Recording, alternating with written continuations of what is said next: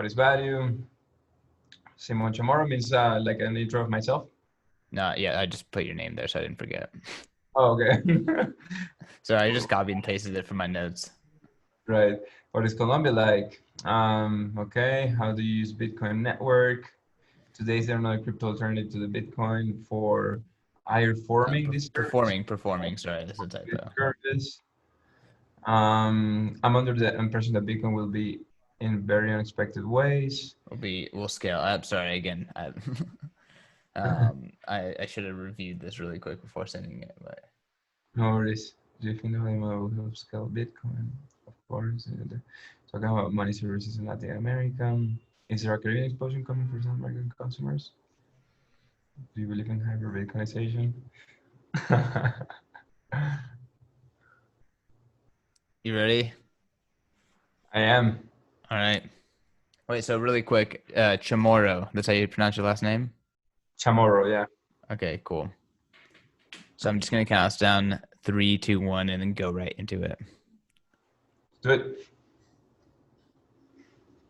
That's my last name. Okay. 3, 2, 1. What is up, Bitcoiners? This is your boy CK. I'm here with another episode of Bitcoin Magazine podcast. And this week, I'm chatting with someone that I should have talked to probably months and months ago, but finally got time on the calendar with a very, very interesting gentleman, Simon Chamorro, who is the CEO of the Valiu company and service based out of Colombia. Simon, welcome to the podcast and super excited to have you. Hi, CK. Thank you for having me, man. It's great to be with you today. So one of the reasons I'm super interested in talking to you is because I view Bitcoin as like this internet, this general clearing layer for value around the world, right? And I just see it as this like permissionless thing that anyone can tap into and use in really creative ways. And I think that your company is pioneering a kind of novel ways of using the Bitcoin blockchain and building kind of financial services and UX on top of it. So I'm super excited in getting into your story and talking about your company. But I guess we can just start off with who you are, what is Valiu, and how did you come up with this idea? Awesome. Well, I guess that I have to start with the fact that I was born in Venezuela. I hate when people, like when a lot of people are like, oh, Venezuela, great place for crypto. And like, I'm Venezuelan and I understand it, everything. But the reality from my story personally is that my dad grew up in a political family. And he was like very involved in politics. Like he's not a politician or anything, but he has a lot of friends that were involved in that shit. I grew up in a house. My dad also studied economy, so every day was talking about like how the country was getting derailed, how the things were just going in the bad direction, and talking about economy concepts. So I grew up in that environment, right? Like in a political, economical environment. And at the end, Bitcoin or cryptocurrency in general is a very political and economical solution in a way. And so growing up, then I migrated to Spain, then went to the US. I studied in the US. And my first job that I got in the United States was at a tech company that introduced me to crypto, initially through Ethereum. But at the time, I was just like amazed with this technology. I quickly understood kind of like the magnitude of the impact of what it would achieve. And everybody compares it to the internet. And at the time, it was just pretty evident for me that this was definitely going to be as big as the internet or more. So, and that we're just at a very early stage. So I decided to kind of study it from the beginning. Then I, got hired by a couple of startups in Latin America, came down to Latin America, worked for them, got a lot of experience. And in the meantime, I was looking for things to do related to crypto and to Venezuela. And because I was just passionate to bring crypto to Latin America, to emerging economies, but more so to my home country. Um, so that's my story. I grew up in a country where crypto is in high demand, or it's a high added value product and system. because of the situation. I studied industrial design, so I'm passionate about like challenging the status quo, building things from scratch, and building new things, and because everything is yet to be done. And I'm passionate about what's happening in Venezuela. It's a very important crisis, a social crisis, one of the most important social crises in recent history outside of wars like Syria. So what we're doing essentially through the use of cryptocurrency really helps a population that it's in a high need of solutions, financial solutions. So that's my story. Value is essentially helping Venezuelan migrants send money back home. We use Bitcoin rails to buy and sell cryptocurrency to kind of like complete the fiat to fiat transfer. And now we're helping people send cryptocurrency, send money, or send value into Venezuela in the form of a stablecoin. The only difference with us is that we decided to create a synthetic dollar with Bitcoin derivatives. So, and I'll explain why in a second, but essentially uses the same Bitcoin infrastructure in somehow. And we've been established from the very first day in a very pragmatic way. We're super pragmatic, like to be quite honest, I know this is Bitcoin magazine and everything, but like if at one point Bitcoin is not the best solution, what trumps over everything for us is the customer. So for us today, the best solution for the customer happens to be Bitcoin. But if that changes in the future, we'll change. We'll change, and we'll provide to our customers whatever is best for them, whatever is most safe, faster, cheaper, and essentially that's what we're building. We're democratizing access to dollar accounts in Latin America, and these dollars are backed in Bitcoin, which we believe is the best reserve asset currently in the world. So yeah, that's a little bit about us and the company. Yeah, that's awesome. And personally, as a Bitcoiner, I'm glad that you're focused on what's best. And I'm bullish on Bitcoin because I think it's the best and it's going to continue to be the best for several reasons. And we can kind of get into that. But before we do, you're currently in Colombia and you're operating in Colombia. It sounds like one of the big customers is, or you're a major subset of your customers are Venezuelans, whether they're expats or just generally people that have left Venezuela and trying to send money back. Can you talk about what it's like to run a Bitcoin company in Colombia, what the dynamic between Colombia and Venezuela are, as well as like maybe even a deeper look into just the general LATAM crypto money situation? That's right. Yeah. So our strategy, and so our hypothesis, and the reason why we started this company is that at the beginning was that Venezuela was going to get dollarized. And for all the listeners here, what I can tell you is that dollars are the most high demand financial product in the world outside of the U.S. It's what people trust the most, and that's how it is. And so it really works as a medium of payment. It's an excellent medium of payment. Um, and so, like history has proven, in most hyperinflationary economies, there's a period of dollarization, either formal or informal. And in Venezuela started happening informally last year, but when we started in 2018, our hypothesis was that the hyperinflation was so dramatic that we were going to get dollarized. So we started, the question was like, how can we help this transition into dollars, especially using crypto? So we noticed that not only we already had a large migration, but that this migration was ramping up. So now we have the largest diaspora and migration in the world, even larger than the Syrian migration. And all these people are sending money back home. So these remittance corridors coming from Colombia, from Peru, from Chile, from every other Latin American country are a great vehicle for injecting liquidity in the form of dollars into Venezuela.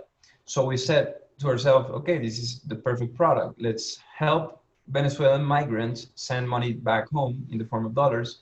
And so definitely we started in Colombia because it's the country that hosts the majority of these migrants, because we are border countries and most of them arrive here. And the dynamics of starting a company, a crypto company in Latin America, I would say it's definitely tough. It's a hard challenge, but like being super candidly, like nobody said this will be easy. We're still at the early stages of cryptocurrency, of the industry in general, of regulation in general, and this is a challenge that we have to face. And the more and more companies that make a stand and want to put their flag and start a company in the crypto space, the better for the industry in general. Because at the end, what needs to win is not a company; it's the technology, it's the innovation of crypto, so that we can live a better financial infrastructure for our kids. That it's more private for the people. That it's the sovereignty is on the people, and that there's no intermediaries, that everybody can be included. So is definitely a big challenge. Luckily, regulation has been advancing a lot in Brazil, Mexico, Colombia, which are the three largest economies currently. And now we have what it's called a sandbox, a regulatory sandbox in most of these countries. So as crypto companies, even though we operate on gray areas that are not illegal, but not necessarily regulated, which is sometimes an advantage because we can be more nimble and we can ship things faster. Now we have a clear path to becoming a regulated entity or a regulated financial institution in every country that we operate in. And this is a recent thing, COVID also accelerated that. Um, the other big problem is, establishing good relationships with the banks and with payment processors and with other third parties, because in Latin America, people in general, there's no knowledge around crypto. People have a misconception that crypto is for laundering money. Well, That's just everywhere. yeah, it's ridiculous. So at least in my position, one of my big efforts and one of my big the things that I have to do as a founder in a crypto company in Latin America is educate. I have to educate people. I have to educate banks, bank owners, regulators, and again, the more people we have helping educate, the better. Because every time I show something like chain analysis or TRM, I'm excited to show that so that people, change their perspective. Because while some people, are not very fans of those tools, regulators are. And so we have to find a really strong narrative as an industry, as a crypto industry, so that we can continue to educate, so that we can continue to change people's perspective. Um, and yeah, I'm not gonna say the lie is a tough challenge to start a crypto company in South America. Luckily, we've just gotten a lot of support from. One of the reasons why we're getting a lot of support is because we're helping migrants, and this is a social problem for most countries. And when we bring a solution like crypto for a problem that local banks or local governments don't know how to solve effectively, then we're getting support. So our strategy to follow this diaspora, it's almost like a Trojan horse per se, because we're definitely getting support. We're getting support from the U.S. government as well, from USAID, the Inter-American Development Bank. We just received $1 million grant, non-equity grant for improving our technologies and developing our company. And we have an objection letter from the Colombian government. So it really is like three-dimensional chess. You really have to play all of these things correctly to become successful, and you have to have a long-term mentality. We're here for the long term.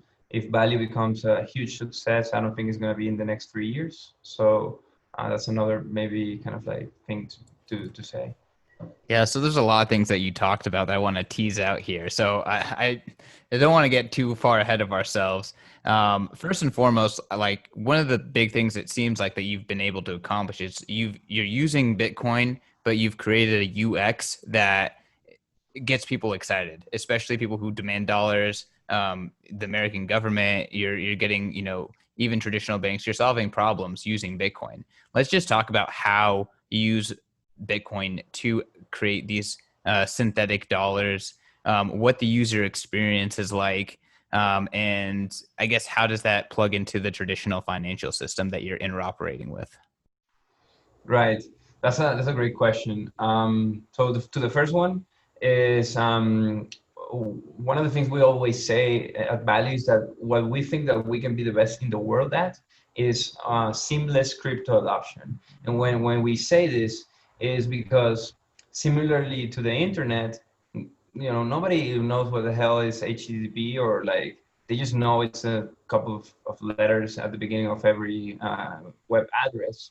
And all these protocols that we have on the internet, nobody cares about because we've already reached that point. So how can we start thinking similarly in the crypto space? And for us from day one, my background is also in industrial design, as I mentioned. So I'm very passionate about, I think that, products and services should adapt to human behavior and not the other way around. So one of the big mistakes most companies in the crypto space make is just making it very technical. Like their websites, they like to show it off. They like to show off their crypto, or like crazy kind of like UI and animations and all these things that are very technical, and that scares away most people. So it's natural for us because we're also targeting a population that has low financial literacy and low technical literacy. So we have to think very deeply how to create great products from the beginning that are simple to use. And actually part of the big problem is like money is hard. Money in general, apart crypto, fiat, whatever, is hard. Even for like they don't teach you money in school, and even if they do, most people don't get it. And so we want to make it simple. And so yeah, we never talk about crypto if it's not needed to talk about it. If you are going to open your account and you're going to buy Value dollars, which is this Bitcoin backed synthetic dollars, we tell you like, hey, this is a digital asset, this is how it is. We have to tell you legally in that moment, but in the rest of the experience, we don't confuse you with that. We just tell you the benefits, we just tell you the value propositions, why is it better. But we never talk about blockchain or any of that. So that's definitely something that I think more companies in the space have to start thinking about deeply. Hopefully, we can be an inspiration for a lot of them. And to answer your second question, it's interesting because Bitcoin was created and cryptocurrency was created, in my opinion, to kill the banks. Banks are intermediaries between central banks and us, and central banks have their policies and they do whatever they want, under certain limitations and certain principles. But in general, it's a system based on banknotes that are just, it's very, very fragile, very fragmented. And so, but the reality is that we cannot get there. We're not gonna get there soon, right? Like, because losing that power, even for central banks, is something that changes the world in ways that we don't really understand yet. So the exponential maximum kind of like a scenario of cryptocurrency changing the world, we don't understand. Nobody understands that. So what can we do in the meantime? What are the smaller transitions that we can make? So for us, it's definitely, there has to be an adoption of the banks. Banks have to start working with crypto. When a bank starts working with crypto, I get excited. I don't know if you guys do, or if you do, but like these are first baby steps that they have to happen. It's impossible that these don't happen. So for us, like I was mentioning, we have to really work a lot on education, build really good relationships with the founders or owners of these institutions, financial institutions, and then slowly kind of like start working with them, slowly show them what we do, slowly show them why crypto is better. So that intersection between the current financial system and crypto is super, super important. So what we do is a combination of that. We get paid in fiat when somebody wants to cash in, on ramp into crypto. We have to use a bank. Then we buy crypto in exchanges, in peer-to-peer exchanges, in order book exchanges, in OTCs. Then we create the synthetic assets, and then we, when we offer them, we traditionally offer them into the local infrastructure, either cash or banks. So this merge into between the local financial infrastructure, the current financial infrastructure, and crypto, it's key. Like it's the most important thing, I would say, on and off ramps. So that's, like, if we can summarize it, it's on and off ramps are the most important thing for crypto, Bitcoin, or anything to become massively adopted. So that's why I get excited every time I see more financial institutions interested in it, using it, and things like that. Yeah. So I guess like let's talk specifically about the user experience, right? So you're trying to give people access to dollars. Let's say they're in Colombia, they download the app.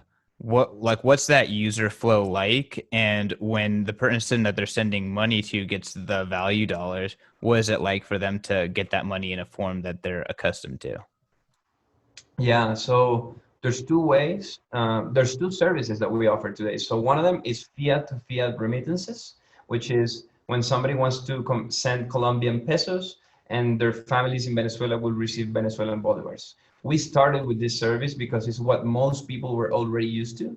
People didn't understand sending dollars back home. So we wanted to start with something that was already using crypto, and I'll explain how, but that people understood, that was easy for people to grasp, and it was just a direct competition to what people were already using, just better. Better in the sense that we have faster transfers, better exchange rates. It's safer.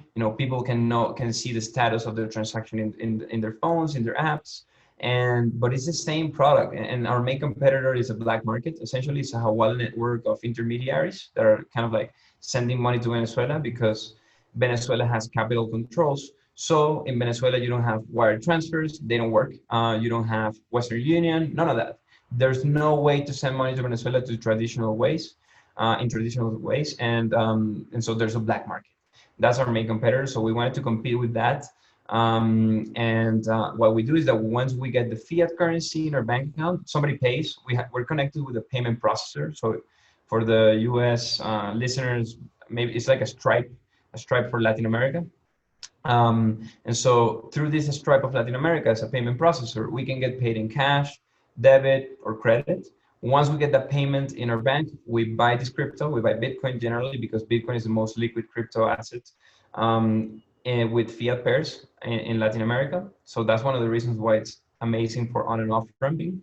Um, and uh, and once we buy this crypto asset, then we sell it in Venezuela immediately. We usually manage floats and we manage cash flow. So we have a really interesting treasury system that allows us to hedge our risk in different places, because we're managing Bitcoin volatility.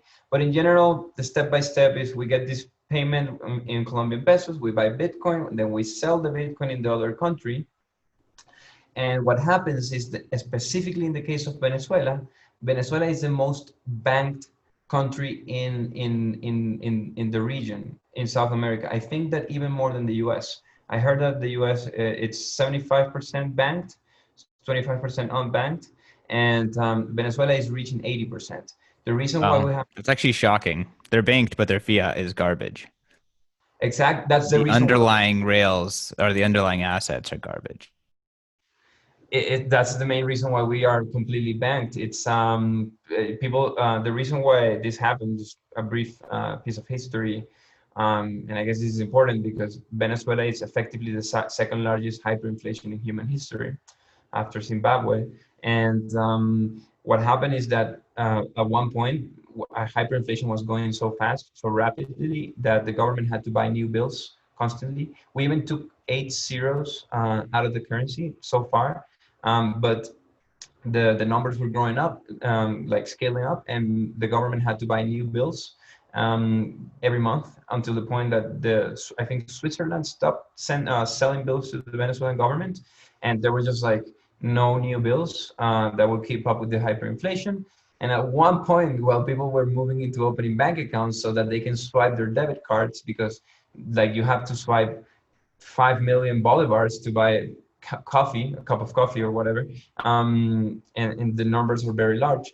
Um, during that period of time, people would just like look, it would look like a narco state. It really is a narco state, but at one point everybody would be like carrying packs of cash, like, "You're going to give me that orange juice," and then you put like 2 packs of like bills, like crazy, like, Wow. Yeah, I've seen the uh, photos. It's just sad because you know what that represents, people's value just completely disintegrating. But it is very interesting to see how, in the government's effort to deal with their hyperinflation, that the side effect was everyone kind of got banked. And if MMTers and those kind of people in the first world get what they want, most likely that's going to be the end result as well. Is whoever's unbanked will have to get onto the rails as fast as they can in order to get access to any sort of help. So very interesting. Okay, so that makes sense. So one of your products is, essentially Bitcoin is the middle, is a trading pair, and then all the other, and essentially it just has liquid pairs with other currencies. What was your yeah. second product, and like what's the UX for that? Yeah, so the second product, it's very similar to Cash In. People, can pay through this Stripe type integration that we have here. We get the money in our bank, the fiat currency, then we buy Bitcoin again. And then instead of selling the Bitcoin in Venezuela for fiat, which is the first product, now what we do is that we hedge this Bitcoin, we trade Bitcoin derivatives.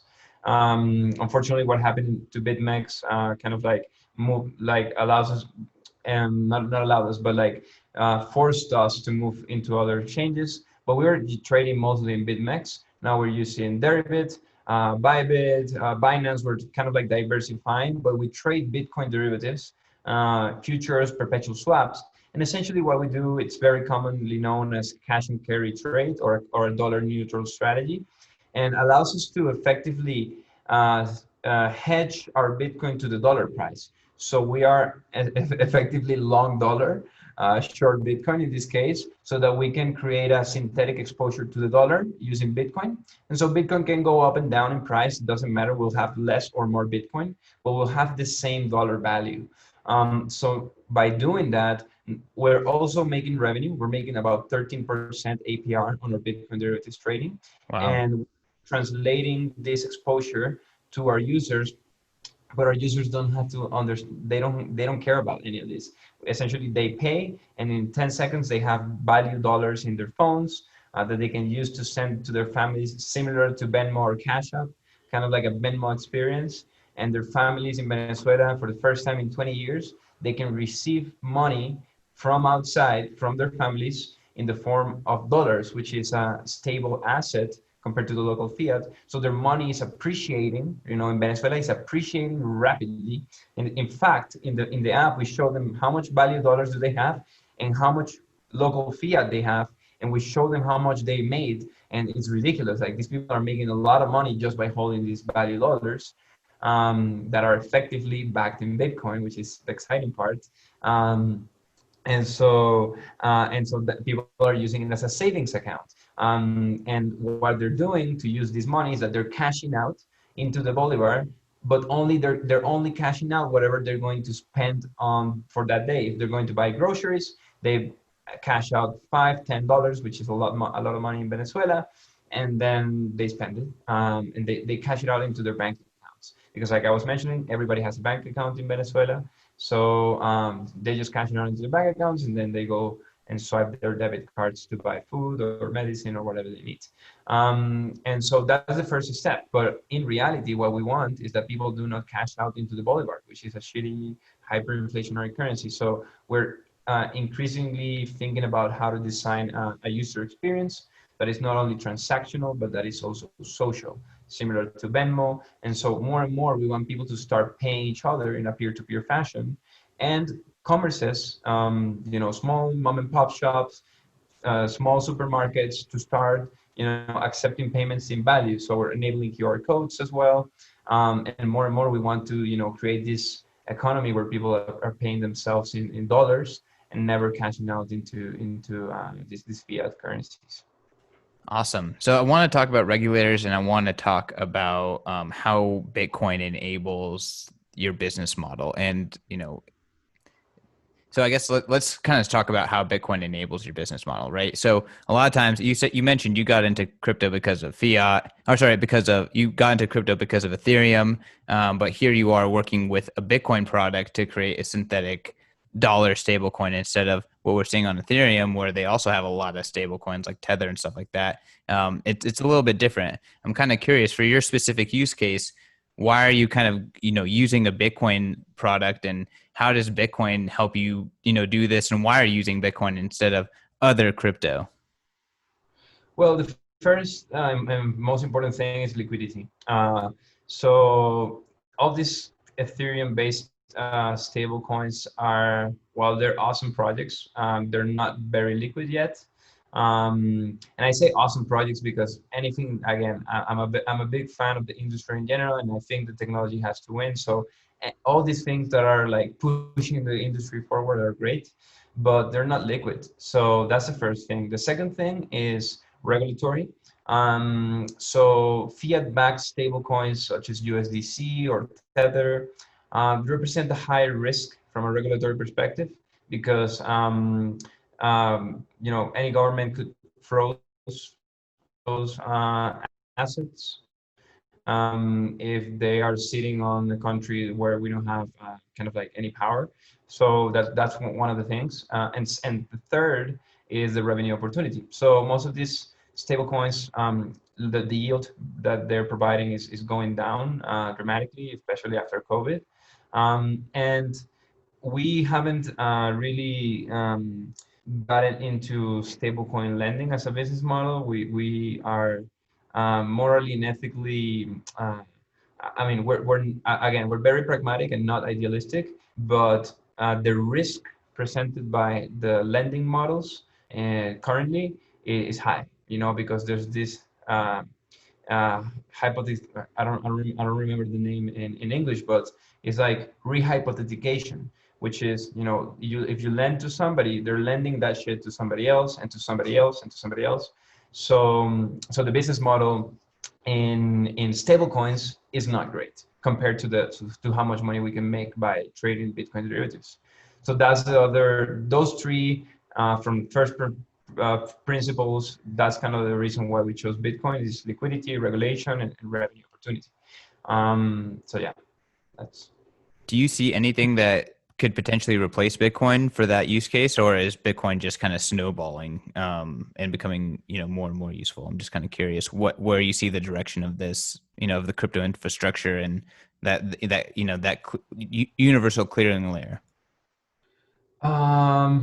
That's a good question. So as a universal clearing layer, I think Bitcoin will be a really will be the strongest asset to basically to be a clearing system between large institutions in large volumes. I doubt that it will always be going through the Bitcoin blockchain, because with more interoperability and other faster blockchains, there might be a moment in time where we can make a Bitcoin transaction using different blockchains. Um, and I think it will not be a zero-sum game. I think that some cryptos will be used in some other things, like differently from the internet, where there was like a couple of protocols that won. I think that there will be a multiple projects that will be successful in different areas. I wouldn't be able to tell, like, again, very pragmatically. I am not kind of like trying to make predictions or anything. I try to stay away from that. And I try to like always think about like with the problem that I have in front of me, what is the best way I can solve it? And as of today, Bitcoin becomes that solution. And quite transparently, now we're also kind of like working to do um, a diversification in our treasury, that we're going to be managing both Bitcoin derivatives and stablecoins. And out of the stablecoins, we're looking into the algorithmic ones before the fiat-backed ones, because of the regulatory risk that I was mentioning. But if at one point there's a clear regulatory way and path to do this, we'll also use those. So I think again that whatever people decide in this industry, and what has to trump is the customer, is the user. What is best for the user and the customer? And I find that many times, the idealism and this really kind of like deep concepts of how crypto is better, customers don't care about.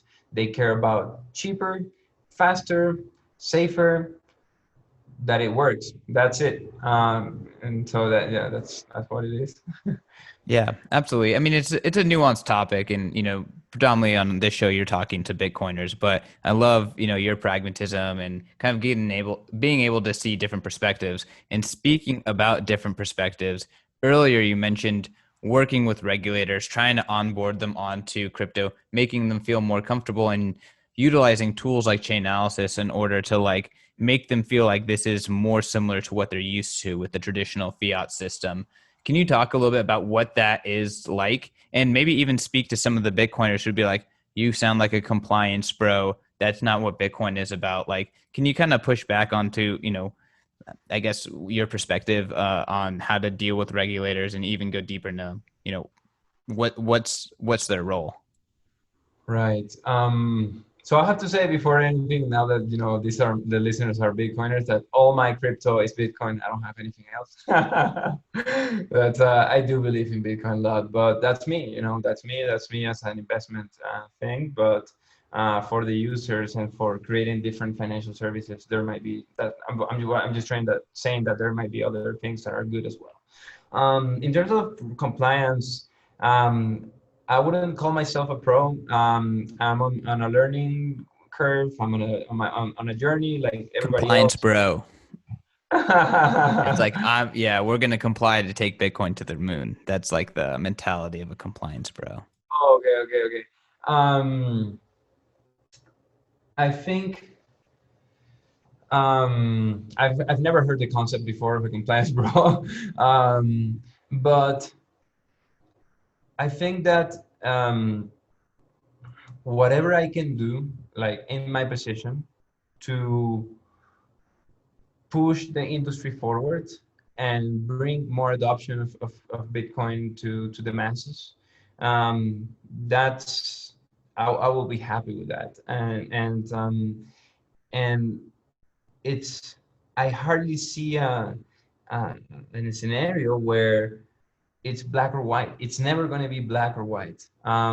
It's a process. I would even tell you that like there's a lot of people in government that are Bitcoiners. There's a lot of Bitcoiners in government, but they cannot say it out loud. They cannot especially in Latin America. They cannot kind of like express this out loud because they have to follow the government's agenda. So in the difference between how regulation works in Latin America and in the US is that um, some people are always scared of Latin America because of corruption, quote unquote. The same, lobbying is corruption. It's just called lobbying in the US, right? Like, They're educating lawmakers. and so um, in general, what happens in Latin America is that there's a little bit less freedom of speech, even though we say we have freedom of speech, but all these governments and regulators and policymakers really have to kind of like follow the lead of somebody, and that's the difference between I don't know if that's how it works in the US, but I see that in the US there's more freedom of speech. People can say what they think. People if there's a Bitcoiner in government, they say it. In Latin America, they're more scared of losing their job and things like that. So, and I'm just saying all this so that people understand the complexities of making crypto successful in Latin America, and that again, that all these companies that are here, Bitso in Mexico is awesome, Ripio in Argentina, amazing, and like us, and there's a lot of little smaller startups. Um, we're all really kind of like doing our best so that we kind of protect the essence of crypto, continue to educate and push the industry forward. And I hope that I don't get like framed as a compliance bro or like anything negative, because all we're trying to do is really push kind of like this industry forward. And if there's people out there that think that crypto will win without involving governments, without involving regulators, I will tell you that this is you guys are looking to the others are not probably like really with your feet on the ground, and you have to rethink that. Okay, I think that's fair. And speaking about, taking Bitcoin to the masses, how do you feel about the word hyper Bitcoinization, the concept? And I guess what does that mean to you? And do you believe that we could eventually the world can reorganize around a hard money standard? um More than believing in that, I think that it would be an awesome scenario. If Bitcoin gets to the point where it's stable, and like we mine it all, or we get close to mining it all, I don't really know what has to happen technically, and from a I would say like market perspective, so that Bitcoin starts to get stable. But if we get to that point and Bitcoin becomes a faster blockchain, or we work on some interoperability with other blockchains that we can make Bitcoin transactions super fast, dude, like that's what everybody would love, at least as a Bitcoiner and as a crypto person. Um, Pragmatically, I just don't know. I just really don't know. And I think there's a better, a more kind of like realistic scenario where, like Halfini, talked about, like, Bitcoin will be used for, some financial institutions like banks will use it to kind of like settle between them and like move all these big transactions, and it will be used as a reserve asset. I think that's gonna be a first initial step. We're already seeing that, with the recent news from Square, banks in Europe that are starting to convert some of their reserves into Bitcoin. We're starting to see central banks starting to use Bitcoin as a reserve asset. So Are we? that, Where's that yeah. happening other than Venezuela? I Oh mean, man, is it uh, happening in Venezuela? in Venezuela, I think so. Yeah, I think the Venezuelan on this is That's unfortunate. speculation, right? I'm speculating because we know there's people involved in mining and all kinds of stuff. Right. No, Venezuela was a big mining place, still is a little bit. But compared to like China or like some other places in general, not that big anymore. But at one point, when I think this was like 5 years ago, mining was starting to ramp up because there was a lot of wealthy individuals in Venezuela who kind of quickly understood how to mine. They bought a bunch of computers, they did huge farms, and then what happened then is that the government started to crack down on them, take out their computers. I have a friend whose dad, like, he lost so much money because the government cracked down on his operation, on like his mining operation, and there's nothing you can do. They just it's a dictatorship. So I think the Venezuelan government is definitely using Bitcoin, unfortunately, because the Venezuelan government is a dictatorship. It's a communist country. Like, they don't care about freedom of speech. They don't care about human rights. They have they're really Yeah, I mean they're they're they're they're, they're thugs.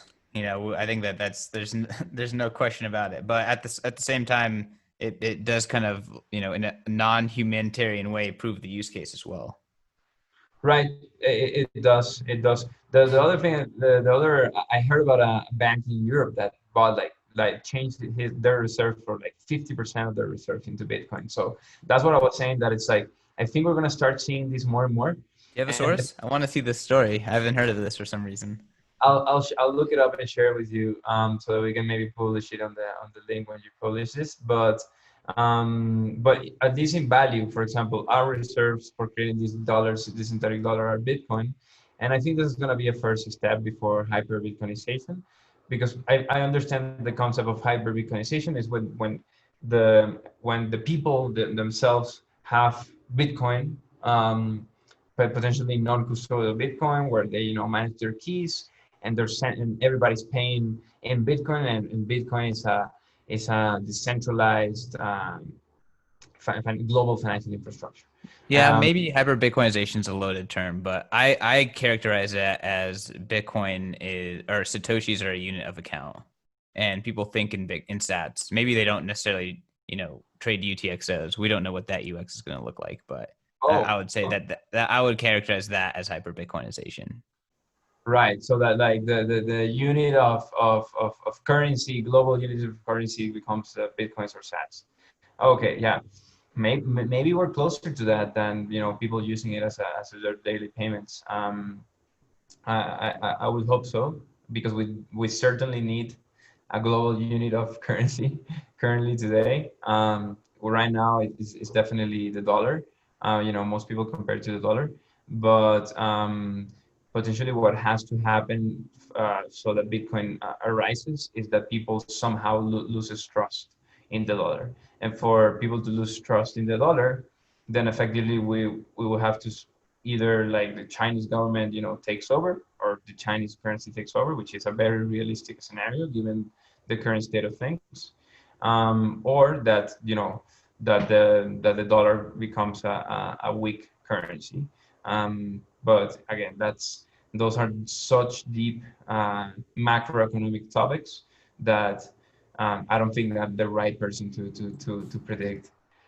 We do a show called Fed Watch on Bitcoin Magazine, so we talk all macro on that. So let's point the listeners to Fed Watch.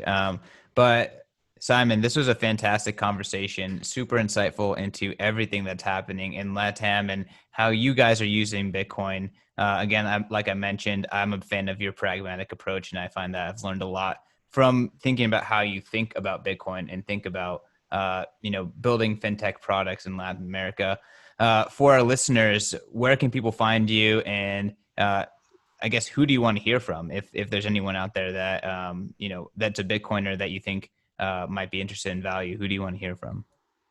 Well, we're always looking for great talent, engineers that want to join this project. I think this is one of the few real use cases for Bitcoin and crypto in the world. I don't say this lightly. I think that there's an awesome bunch of projects out there, but like really making it kind of a useful product for real people that really need this. So if there's any developers or even marketers, talent, we're always looking to bring. We're a remote company, so you guys can find me personally in Twitter at Simon Valiu, and you can look us up at Value in www.value.com to learn more about the company. Yeah, and that's value, Valiu. So slightly alternative spelling, but Simon Value and then www.valiu.com. Excellent. That's correct. All right, guys. And I am CK_snarks on Twitter. You can find me there or at Bitcoin Magazine. Make sure to give us a subscribe, like, share, 5-star reviews, all the above. Make sure to share Simon's episode and tweet at him if you like it. We always like to see the feedback, and I think that this was a very, very insightful conversation. Thank you, CK. Also, thank you for having me.